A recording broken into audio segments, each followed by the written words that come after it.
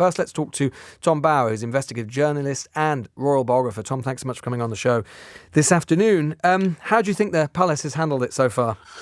Well, unfortunately, very badly. But I don't agree with you. I think that the royal family does have the right to privacy about their health, and that there are certain aspects of their lives which should not be open to speculation and the constant demand for how they are. But I think this time they played it very badly. I think Clarence House, the home of the Princess and Princess of Wales, has already shown itself to be pretty inept when they allowed William to declare himself about humanitarian aid, so-called, to Gaza, and that was wrong of the impartial royal family becoming involved in that dreadful situation. And this time, they played it very badly too. I mean, you just do not allow a very sick woman to start organising the photos or to be released. It's far too sensitive, especially after all the speculation on the social media that's gone on before. You've got to walk on eggs.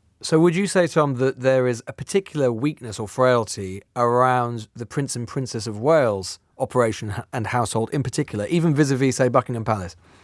No, I think Buckingham Palace is pretty weak too. I think ever since a man called Christopher Geidt was fired, he was the Queen's private secretary. Yeah, was fired by Prince Charles because he was too clever and too good. The private secretaries in both Buckingham Palace and Kensington Palace and Clarence House have been weak. We should just explain to people that the private secretary, the principal private secretary for the monarch or the Prince of Wales, that's their main official, their primary official, the conduit who arranges communications between the households and the government itself. And more than that, also gives advice. Yes. And the whole key of the way in which advice the royal family is given is a triumvirate of Buckingham Palace, Kensington Palace, and the cabinet secretary. Well, he's been pretty weak anyway. He's pretty useless. So Simon Case. And so, unfortunately, Kate, in her dreadful illness, and clearly it's very serious, has not received the right advice on how to handle this dreadful pressure on which she's under. I mean, the speculation has been grotesque. But Tom, given the missteps now, does that not actually make the onus on transparency all the greater? Because they've tried to shut down the commentary around it and the online chatter and all of the rest of it. But given the missteps, it probably means they have to be more transparent, not less, doesn't it?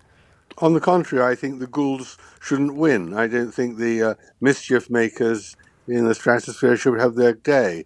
I think that the royal family can take lessons now and just understand that their advisors are not wise enough and begin to rethink how they're going to handle situations like this. But Tom, how far would you extend the principle that you're articulating? I mean, would you think that the king shouldn't have told us about his cancer? I think he should have, because clearly he wasn't going to be on view, and people want to know why. But I think that's. But isn't that just the case with? But isn't that the case with exactly the same with the Princess of Wales? It's the same dynamic, isn't it? No, I don't think so. I think that she is a wonderful woman. She does an enormous service. She gives pleasure to vast numbers of people in this country, and she's entitled to her privacy at a moment of great weakness. And clearly, she's rather ill, as she is ill, of a serious kind. And I don't think we need a running commentary. It doesn't help her. It doesn't help the royal family. It doesn't help Britain. Britain is not a better place if we know all the intricate details of their illnesses. In fact, it's a worse place because everyone's entitled to some privacy as well. But it's not about the intricate details, Tom. It would just be to say what the problem is and then to leave it at that. This is much worse. This is much worse, isn't it, than the alternative, which is this frenzied speculations, cack-handed attempts to kind of neutralise it and to nullify it. And after all, they are the royal family. They are part of the state. And if they're part of the state, that means that people do have a right to at least some information, don't they? They have had some information. She had abdominal surgery. You don't need to know the details. She had abdominal surgery, and then they doctored some pictures. Well, she foolishly, the woman is ill.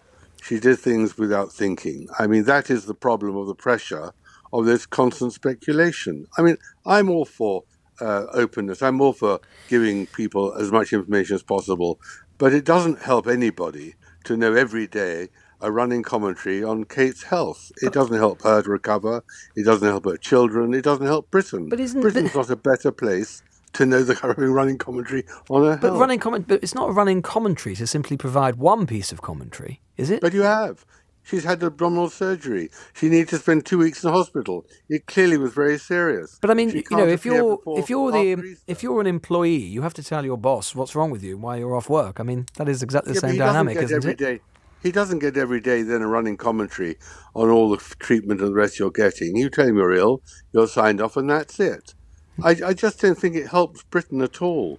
And the real so if we had a politician who is ill and they just said, well, I'm having abdominal surgery, I'm going to be off for some time, you think it would be all right not to give a No, I don't, because more detail? He's elected to office. Yes, and we can get rid of him. Or her, but we can't. But isn't that why it's even more important to have more transparency with the royal family, because we can't get rid of them? No, we don't want to get rid of them. You may want to because you're a Republican, but the majority of Britons, want a royal family. Well, and that's fine. But don't you think we ought to have a slightly more transparent institution than when we have at the moment? I think it's transparent enough about when it comes to health. I don't think it's transparent enough on finances and many other things. Fair enough. But that's I think leave the woman alone. She made a mistake. She made a mistake because they have very poor advisors in Kensington Palace, as in Buckingham Palace. And it's about time someone appointed some serious people. Tom Bower there, investigative journalist and royal biographer.